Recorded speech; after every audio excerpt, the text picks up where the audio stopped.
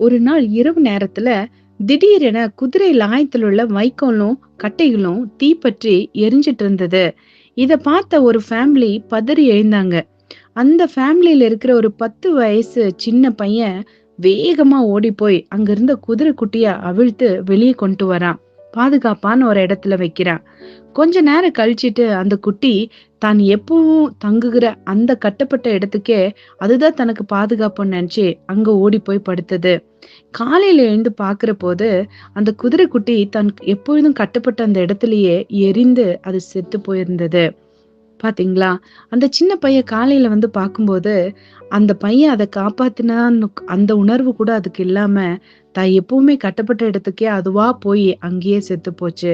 அதே போல தாங்க, இன்னைக்கு நம்ம பாக்குற உலகத்துல இருக்கிற ஜனங்க, இந்த உலகத்தின் மேல தான் அவங்களோட நம்பிக்கை வச்சிருக்காங்க. நாம் காண்கிற இந்த உலகம் ஒரு நாள் அழிந்து போகும். ஏன்னா இது அழிவுக்குரியது, அழிவுக்காக நியமிக்கப்பட்டிருக்குது. வேதம் சொல்லுது, காணப்படுகிறவைகள் அநித்தியமானவைகள், காணப்படாதவைகளோ நித்தியமானவைகள் அப்படின்னு. நாம் காணப்படாத தேவனை நம்புவோமானா நிச்சயமா பிழைப்போம். ஆனா இந்த உலகத்தின் மேல நம்ம நம்பிக்கை வச்சோம்னா அந்த குதிரை குட்டி மாதிரி தான் நம்மளோட நிலைமையும்.